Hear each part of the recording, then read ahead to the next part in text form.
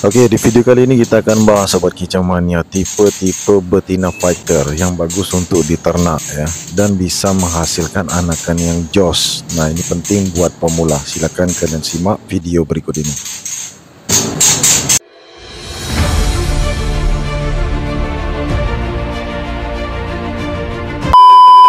Selamat pagi sobat kicau mania dimanapun kalian berada. Kembali di video ini kami akan memberikan ilmu ya. Ini penting juga buat pemula. Nah, banyak sekali pertanyaan yang masuk. Salah satunya seperti ini pertanyaannya, Bang, bagaimana ciri-ciri kita memilih betina yang bagus untuk diternak ya? Karena untuk zaman sekarang ini persaingan semakin ketat dalam mencetak anakan yang jos. Artinya memilih betina yang kualitas itu tidak mudah sobat kicau mania. Nah, di sini akan kita bahas sobat kicau mania. Kesempatannya akan kita bahas di dalam video ini. Namun sebelum lanjut, buat teman-teman yang baru saja bergabung, silakan pencet dulu tombol subscribe-nya agar tidak ketinggalan video-video terbaru dari kami.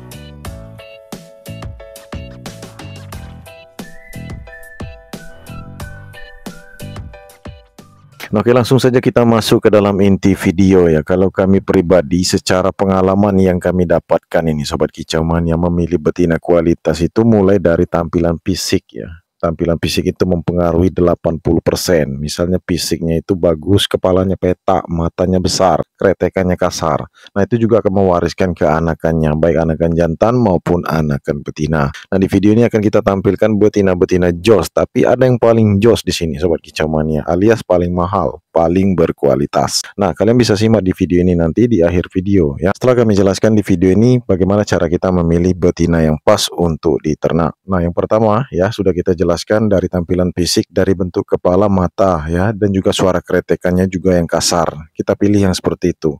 Terus yang kedua sobat kicau mania, memang dari turunan ori Sumatera, murai batu ori Sumatera.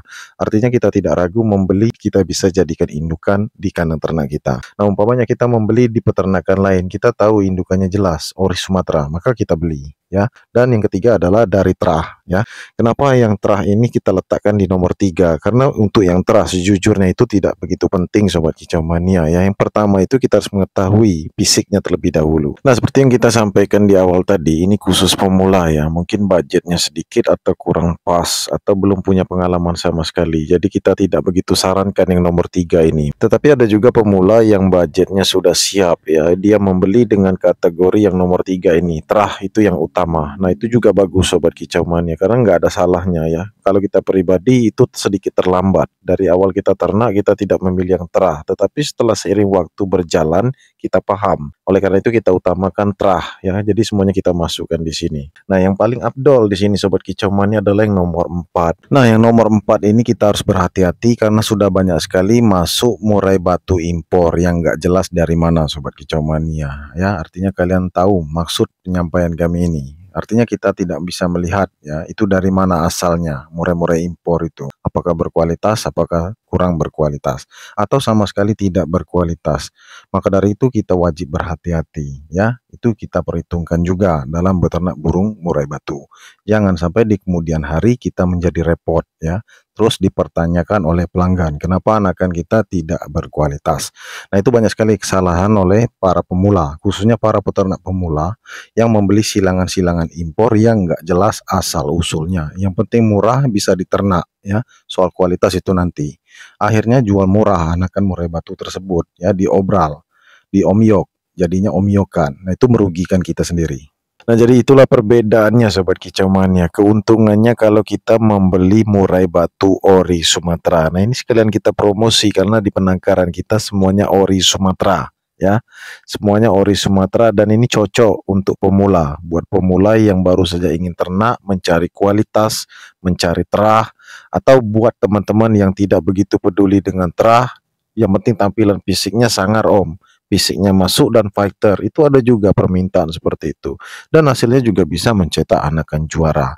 Jadi di sini kita sampaikan sobat kicau mania, di akhir video ini akan kita sampaikan bahwa terah dan non terah itu sama-sama bisa mencetak anakan kualitas, anakan untuk di lapangan. Karena kenapa? Kita membaca yang pertama tadi dari penampilan fisik, karakter, termasuk mentalnya. Kretekan itu menandakan burung itu punya mental dan dia tipe fighter, walaupun bukan dari terah. keturunan silsilah jawara. Nah, untuk yang terah sudah memang dipastikan mempunyai silsilah Sobat Kicau Mania, keturunan yang bagus, tetapi belum tentu fisiknya, umpamanya bodinya kecil.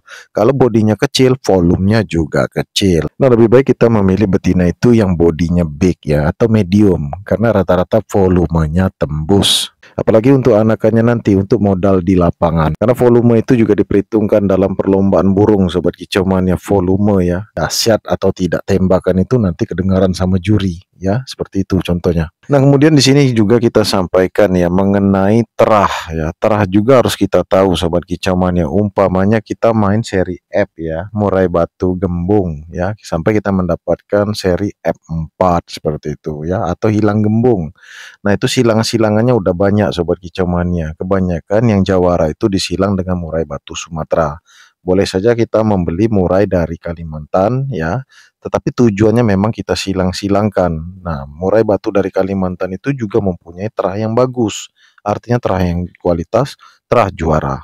Nah, itu kita bisa silangkan dengan murai batu ori Sumatera yang berkualitas juga, terah berkualitas, maka hasilnya tambah berkualitas. Nah, itu sudah banyak ya dipakai para peternak untuk mencetak jawara di lapangan. Banyak juga yang diambil dari daerah Kalimantan, disilangkan dengan murai batu Sumatera. Intinya tidak lupa mereka itu menyilangkan dengan murai batu Sumatera, seperti murai batu Medan, murai batu Aceh, murai batu Lampung, murai batu Bengkulu ya, dan lain-lain banyak ya. Nah, untuk di hadapan kita ini ya, rata-rata dari video yang kita putar tadi, yang kita perlihatkan ke kalian, kalian bisa melihat dan bisa menilai sendiri mana yang lebih agresif ya, mana yang kretekannya lebih kasar. Nah, itu yang kita ambil untuk betina ya, karena itulah resep untuk mencetakkan anakan yang jos, apalagi itu dari terah yang kualitas. Walaupun itu bukan dari terah yang kualitas, juga bisa mencetak anakan juara di lapangan. Nah, itu resep yang kami berikan Sobat Kicau Mania, karena kami sudah menguji ya. Kita pernah dulu awal ternak itu membeli yang non terah, ada juga yang terah ya, sama-sama bisa mencetak anakan juara. Makanya untuk di kesempatan video ini kita sampaikan semua Sobat Kicau Mania ya. Intinya itu pengalaman yang kami dapatkan, rata-rata murai batu ori Sumatera yang kita silang-silangkan tentu hasilnya juga bagus, apalagi yang benar-benar Sumatera, artinya misalnya murai batu Bengkulu disilang dengan murai batu Medan. Nah, itu rata-rata menjadi top nomor 1 untuk di peternakan kami. Anakannya banyak yang jos ya, anakannya banyak yang ngeri-ngeri di lapangan, usia pastol udah banyak dapat juara. Nah, ini suatu kebanggaan untuk kita, artinya kualitas murai batu ori Sumatera tetap kami perhitungkan Sobat Kicau Mania. Itu yang menjadi modal utama kami di peternakan. Jadi buat kalian yang minat, kalian bisa langsung chat ke WA kami ya, untuk pembelian, pembelanjaan, pengiriman semuanya melalui WA kami 082372924449. Itulah WA untuk penjualan dan pemesanan. Kalian bisa tanya langsung ke WA kami.